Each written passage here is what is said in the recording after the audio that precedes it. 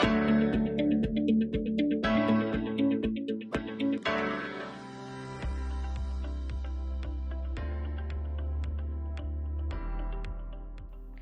Learners, welcome to another science session. आज के session में हम बात करने वाले हैं मैटर की। तो क्या होता है मैटर और हमारे आसपास की कौन सी चीजें मैटर हैं, वो सब समझेंगे हम आज के सेशन में। तो चलिए स्टार्ट करते हैं। हम अपने आसपास बहुत सारी चीजें देखते हैं, fruits, vegetables, furniture, water, air. क्या ये सारी चीजें मैटर हैं या नहीं, ये समझने से पहले हमें समझना होगा what exactly is matter.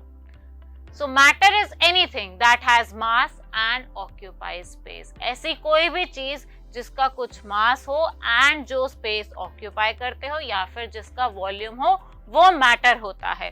Plants, animals, water, एक सिंगल ड्रॉप ऑफ वाटर भी मैटर है। पिज्जा और any other foods you eat, clouds, air, single grain of sand भी मैटर है। एंड स्टोन्स, ग्रास, जो भी चीजें हम अपने आसपास देखते हैं which have mass and which occupy space, they all are matter। तो let's try to identify some substances जो हम अपने आसपास देखते हैं एंड समझते हैं कि वो मैटर है या नहीं है। फॉर एग्जाम्पल, आपके घर में आपके सामने टेबल होगी, तो टेबल इज मैटर क्योंकि उसका मास भी होता है एंड वो स्पेस भी ऑक्यूपाई करती है। बेड, अगेन मास होता है, स्पेस ऑक्यूपाई करता है। The food you are eating, the spoon, the fork, the utensils which you are using, all of them are matter. But क्या आपके थॉट्स, आपका थिंकिंग प्रोसेस, जो भी आप ड्रीम्स देख रहे हो, क्या वो मैटर है? क्या उनका मास होता है? क्या वो स्पेस ऑक्यूपाई करते हैं? नहीं। So our feelings, our thoughts, they are not matter. So matter is anything that has mass and occupies space. तो हम समझते हैं कि मैटर की जो अर्लियर अंडरस्टैंडिंग थी वो क्या थी। अगर हम एंशिएंट अंडरस्टैंडिंग की बात करें तो अर्ली इंडियन फिलोसोफर्स ने मैटर को क्लासिफाई किया था 5 तत्वों में, पंच तत्व, which are air, earth, sky, fire and water. और उन्होंने कहा था कि हमारे आसपास सारी चीजें जो होती हैं ये इन 5 तत्व, 5 एलिमेंट से ही बनकर बनी होती हैं। अब देखते हैं अब हम मैटर को कैसे क्लासिफाई करते हैं। So scientist classify matter on the basis of their physical nature and on the basis of their chemical nature. आज के सेशन में हम बात करेंगे फिजिकल नेचर ऑफ मैटर की, कि मैटर का फिजिकल नेचर जो है वो कैसा होता है। सो matter is made up of particles. जो भी सारा मैटर है वो पार्टिकल्स से बना होता है। इसे समझने के लिए एक छोटी सी एक्टिविटी करते हैं। हम एक ग्लास में पानी लेते हैं और उसमें 1 चम्मच चीनी डाल देते हैं। हम चीनी डालने से पहले ग्लास में पानी का जो लेवल है उसे नोट करेंगे या मार्कर से निशान लगा लेंगे एंड हम चीनी डालेंगे एंड चीनी को उसमें मिक्स करेंगे। तब हम क्या नोटिस करेंगे? क्या लगता है आपको कि वाटर का लेवल बढ़ेगा, उतना ही रहेगा, या कुछ चेंज होगा या नहीं होगा?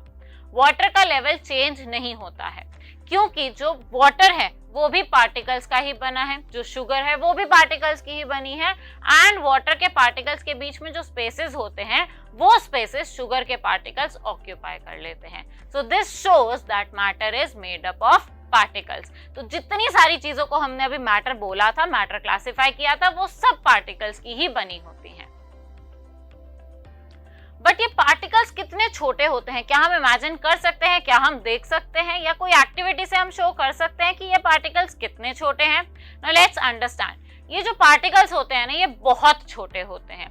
इसके लिए एक एक्टिविटी करते हैं। अगेन हम पानी लेंगे एक टम्बलर में, एक जार में, एक बीकर में, उसका वाटर लेवल नोट कर लीजिए।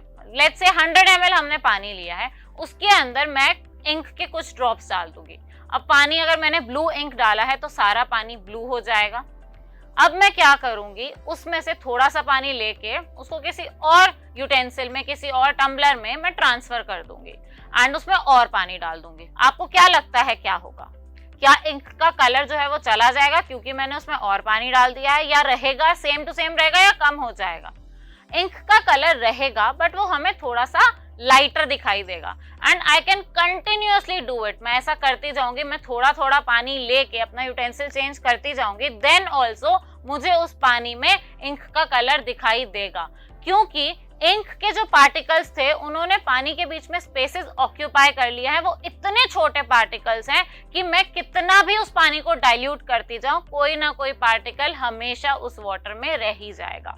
सो दिस शोज दैट जो पार्टिकल्स होते हैं मैटर के वो बहुत छोटे होते हैं। Now let's understand कि जो पार्टिकल्स होते हैं इनकी क्या कैरेक्टरिस्टिक्स होती हैं। तो इनकी तीन मेन कैरेक्टरिस्टिक्स होती हैं। They are continuously moving, particles of matter they attract each other and particles of matter have space between them. एक एक करके हम ये तीनों कैरेक्टरिस्टिक्स अब समझेंगे। तो सबसे पहले हम बात करेंगे particles of matter are continuously moving. तो हम ये कैसे समझते हैं। आपके पास कोई परफ्यूम है या कोई इंसेंस स्टिक है, आपने रूम के एक कॉर्नर में स्प्रे किया, कैसे फटाफट से उसकी स्मेल पूरे रूम में फैल जाती है। ऐसा क्यों होता है? क्योंकि जो पार्टिकल्स है मैटर के they are constantly moving air के साथ, और जो हमने स्प्रे किया वो सब उस पूरे रूम में मूव करते करते फैल गया, जिसकी वजह से वो जो स्मेल है, जो फ्रेग्रेंस है परफ्यूम की और इंसेंस स्टिक की, वो सारे रूम में स्प्रेड हो जाती है। So this shows that particles of matter are continuously moving. अब बात करते हैं सेकेंड कैरेक्टरिस्टिक की, which was particles of matter attract each other. तो देखते हैं हम ये कैसे समझेंगे। मेरे पास पानी का एक जग है, मैंने पानी को ट्रांसफर करने की कोशिश करी है ग्लास में, मुझे पानी पीना है, मैंने जग से ग्लास में पानी डाला। क्या होता है, मैं पानी डालती हूँ, पानी सीधा मेरे ग्लास में पोर हो जाता है। क्या ऐसा होता है कि पानी के पार्टिकल्स इधर उधर चले जाएं, या मुझे कहीं पे फील हो रहा है कि पानी मेरा उछल उछल के इधर उधर जा रहा है? पानी हमेशा एक साथ रहता है। हम जब ड्रॉप गिरती है पानी की फ्लोर पे तो हमें दिखता है कि वो जो पानी की ड्रॉप है वो इकट्ठे है, it is not spreading anywhere, क्योंकि जो पार्टिकल्स होते हैं मैटर के वो एक दूसरे को अट्रैक्ट करते हैं। हाँ, हम अगर बात करें सॉलिड्स, लिक्विड्स और गैसेस की, तो ये जो अट्रैक्शन होता है ये डिफरेंट होता है। सॉलिड्स में ये अट्रैक्शन सबसे ज्यादा होता है, ये फोर्स ऑफ अट्रैक्शन मैक्सिमम होता है, इसीलिए सॉलिड्स जो है वो अपनी शेप हमेशा रिटेन करके रखते हैं, अपनी शेप चेंज नहीं करते हैं। बट अगर हम लिक्विड्स की बात करें तो सॉलिड्स के कंपैरेटिवली ये फोर्स ऑफ अट्रैक्शन जो है पार्टिकल्स के बीच में ये थोड़ा कम हो जाता है, इसलिए जब हम बर्तन चेंज करते हैं तो हमारा लिक्विड जो है उसी बर्तन की शेप ले लेता है। बट अगर हम गैसेस की बात करें तो ये फोर्स ऑफ अट्रैक्शन मिनिमम होता है, इसीलिए गैस जो है वो पूरे रूम में स्प्रेड हो जाती है। जैसे मैंने अभी आपको परफ्यूम का एग्जांपल दिया था, एक जगह स्प्रे किया, क्योंकि कोई डेफिनेट शेप नहीं होती है गैस की, वो पूरे रूम में स्प्रेड हो गई। So particles of matter they attract each other. अब समझते हैं हम third characteristic, particles of matter have space between them. अब हम ये कैसे प्रूफ करेंगे?